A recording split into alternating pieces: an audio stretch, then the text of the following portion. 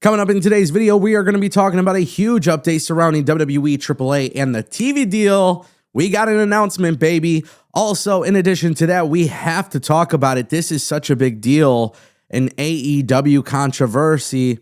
And sorry, guys, if you're expecting me to hate on AEW here, I can't do that.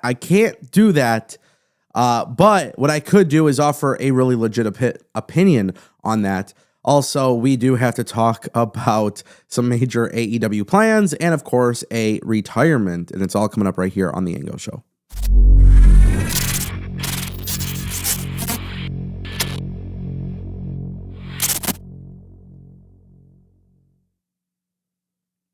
If you guys want more videos like this, don't forget to click that subscribe button and ring that bell.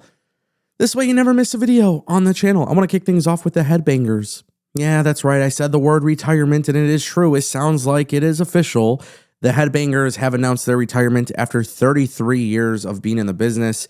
A video was uploaded onto Instagram, and they said that their final match will take place July 23rd, 2026. This will take place at ISPW Legends of Wrestling. That's going to be at the Wildwoods Convention Center in Wildwood, New Jersey. And yeah, this is it. The headbangers are retiring. And listen, guys, it's 2025. They're going to retire in 2026. Good for them, man. It's actually very strange. There's a lot of people, especially from like the Attitude Era, where a lot of them, their careers have essentially resorted to being a podcaster, literally hating on absolutely everything in the professional wrestling world. The headbangers are a little bit different. They actually remained active. And what was it, 2016, 2017, something like that? They even came back to WWE for a small little run, which was kind of cool. Obviously, they've been mostly spending time on the indies and doing things of that nature, which is cool. I think it's fine.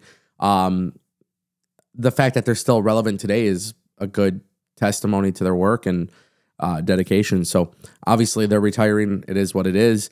But I like these guys, and it would be cool, maybe just to kind of throw this out there.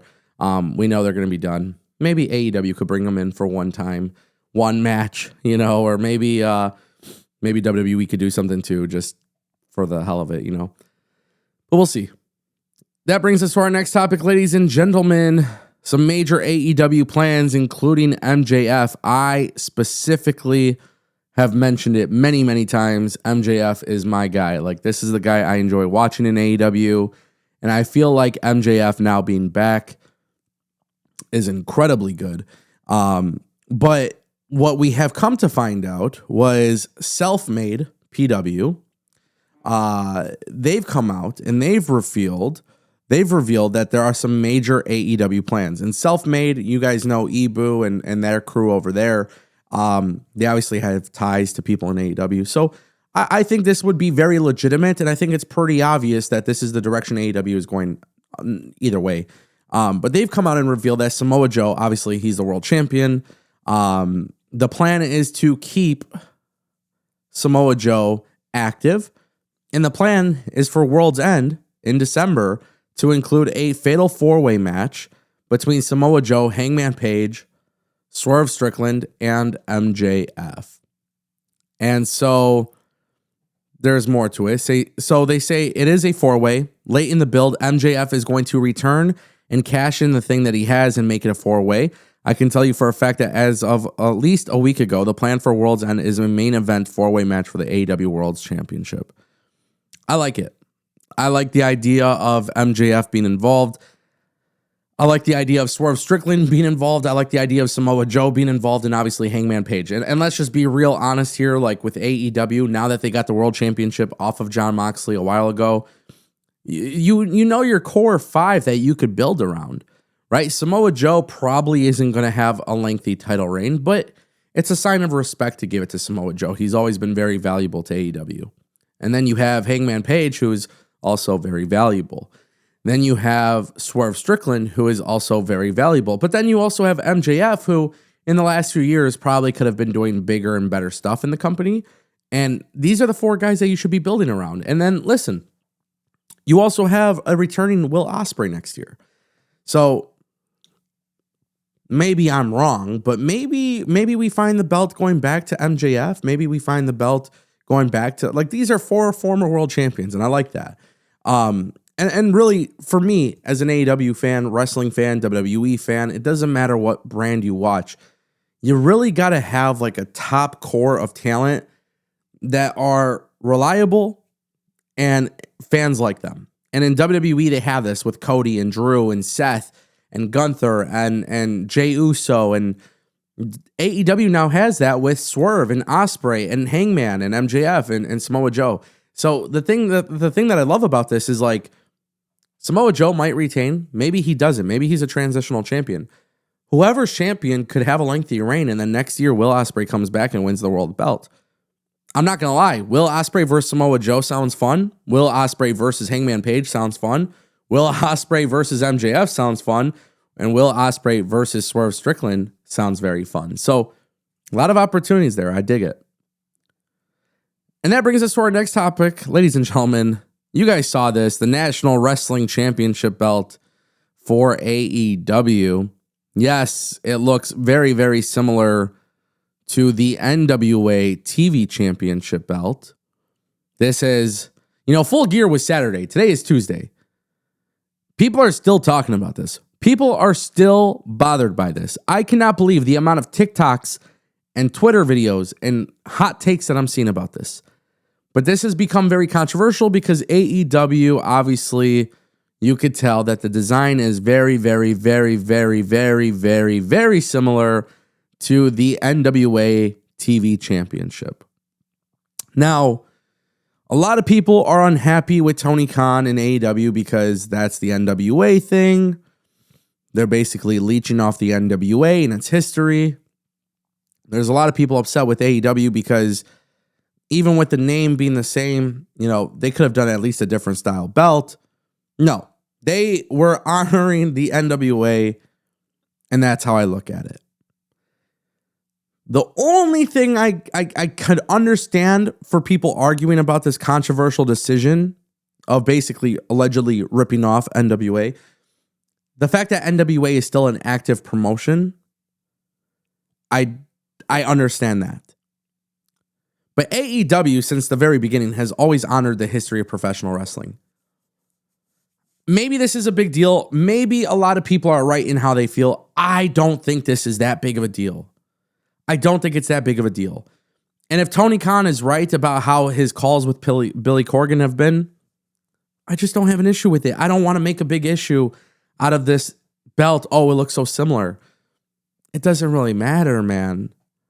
I actually like the design of the belt, and I like NWA's belts. And I've actually really, anybody who's watched my channel for a long time, they know that I really love, like, AEW belts look sexy, NWA's belts look sexy, TNA's belts look sexy.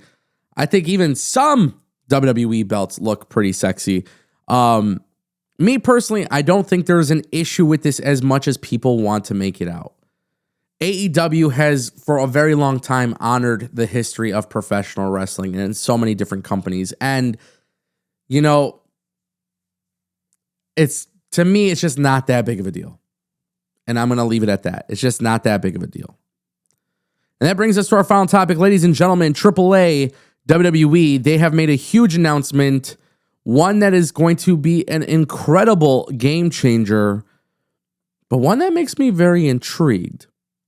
Starting in 2026, Fox strengthens its sports offering in Mexico with the addition of Lucha Libre AAA worldwide.